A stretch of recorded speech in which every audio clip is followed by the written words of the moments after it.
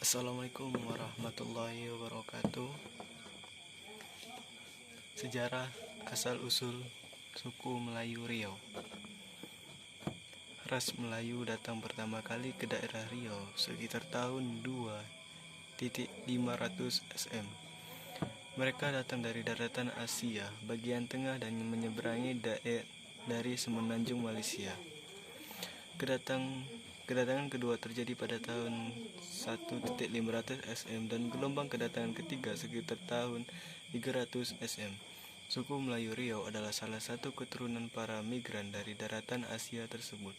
Dalam sejarah kebudayaannya, mereka juga telah mengalami beberapa pengaruh peradaban seperti Hindu, Islam, dan juga peradaban Cina dan Barat, Belanda, Inggris, dan Portugis.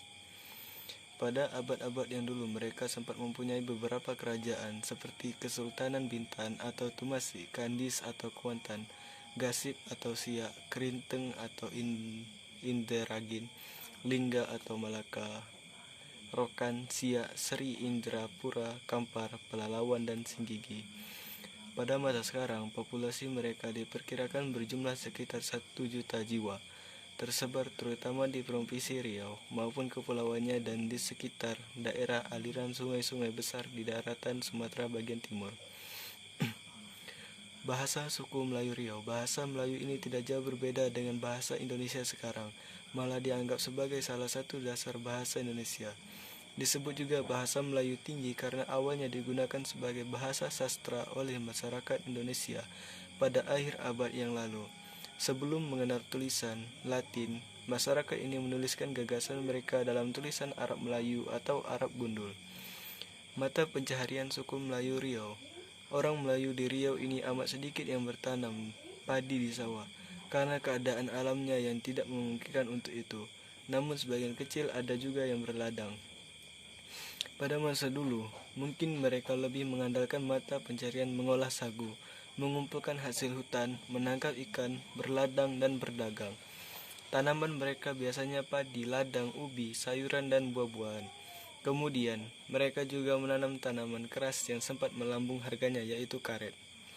Sebagai masyarakat yang berdiam di wilayah perairan, mereka juga banyak mengembangkan alat transportasi di laut, seperti lancang, dalam kurung perahu layar 2 tiang dengan sebuah pondok di atasnya, penjajab, kapal kayu penjajah, jung, perahu layar kecil, balang, perahu, layar kecil untuk menangkap ikan.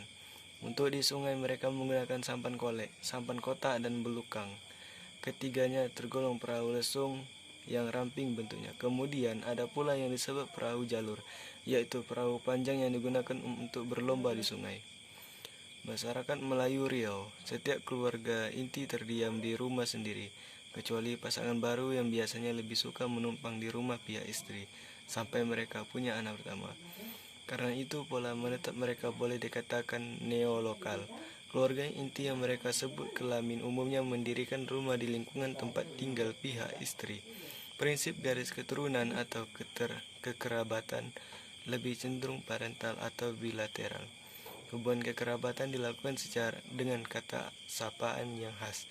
Anak pertama dipanggil Long, anak kedua Ngah, di bawahnya dipanggil Cik, yang bungsu dipanggil Cu atau Ucu. Biasanya panggilan itu ditambah dengan menyebutkan ciri-ciri fisik orang yang bersangkutan. Misalnya, Ci hitam, Ci itu orang hitam. Ngah ute, jika Ngah itu orangnya putih. Cu andak, jika Ucu itu orangnya pendek. Ci unggal, jika si Buyung itu anak tunggal, dan sebagainya. Pada masa dulu orang Melayu juga hidup mengelompok menurut asal keturunan yang mereka sebut suku. Kelompok keturunan ini memakai garis hubungan kekerabatan yang patrilineal sifatnya. Tetapi orang Melayu Riau yang tinggal di daratan Sumatera dan dekat dengan Minangkabau sebagian menganut paham suku yang matrilineal. Ada pula yang menyebut suku dengan Hindu atau cikal bakal.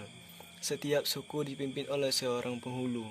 Kalau suku itu terdiam di sebuah kampung, maka penghulu langsung pula menjadi datuk penghulu kampung, kepala kampung.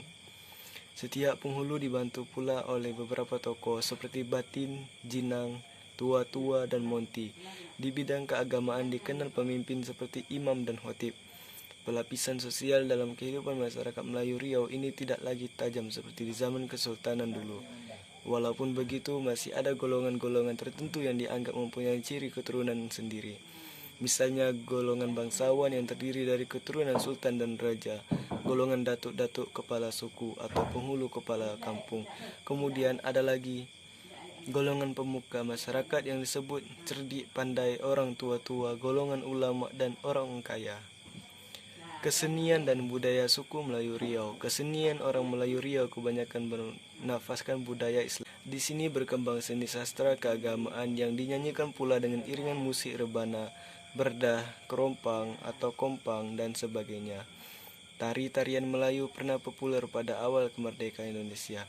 Di lingkungan masyarakat ini pernah pula lahir teater rakyat seperti Mak Yong, Dul Mulu, dan Mendu. Musik Melayu dianggap sebagai dasar dari perkembangan musik dangdut yang populer sekarang. Agama suku Melayu Riau. Masyarakat Melayu Riau memeluk agama Islam sejak abad ke-11 Masehi. Tetapi dalam masyarakat ini juga masih dapat ditemui tokoh-tokoh yang menguasai ilmu gaib dan keyakinan animistis yang disebut bomo atau dukun. Mereka percaya bahwa ada makhluk halus yang bisa berubah wujud menjadi buaya putih, gajah, memo, ular, bidai, harimau, tengkis, dan lain-lain. Demikian informasi sejarah asal muasal suku Melayu Riau yang berhasil dirangkum dari suku dunia. Adat berwaris kepada Nabi, adat berkhalifah kepada Adam, adat berinduk ke ulama, adat tersurat dalam kertas, adat tersirat dalam sunnah, adat dikukung kitabullah. Itulah adat yang tahan banding, itulah adat yang tahan asak, adat terconteng di lawang, adat tak lekang oleh panas, adat tak lapuk oleh hujan, adat dianjak layu di umbut mati, adat ditanam tumbuh di kubur hidup. Kalau tinggi dipanjatnya, bila rendah dijalarnya, riaknya sampai ke tebing, umbutnya sampai ke pangkal, resamnya sampai ke laut luas, sampai ke pulau karam-karaman, sampai ke tebing lembak-lembakan, sampai ke arus yang berdengung. Kalau tali boleh diseret, kalau rupa boleh dilihat, kalau rasa boleh dimakan. Itulah adat sebenar adat. Adat turun dari syarak, dilihat dengan hukum syariat.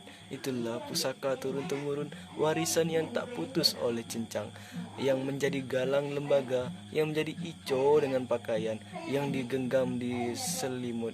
Adat yang keras tidak tertarik, adat lunak tidak tersudut, dibuntal singkat, direntang panjang. Kalau kendur berdenting-denting, kalau tegang berjela-jela, itulah adat sebenar adat. Pantang membuka aib orang, pantang merobek baju di badan, pantang menepuk air di dulang. Hilang budi karena bahasa, habis daulat karena kuasa, pedas lada hingga ke mulut, pedas kata menjemput maut. Bisa ular pada taringnya, bisa lebah pada sengatnya, bisa manusia pada mulutnya, bisa racun boleh diobat, bisa mulut nyawa padanya. Sekian video sejarah Melayu Riau. Assalamualaikum warahmatullahi wabarakatuh.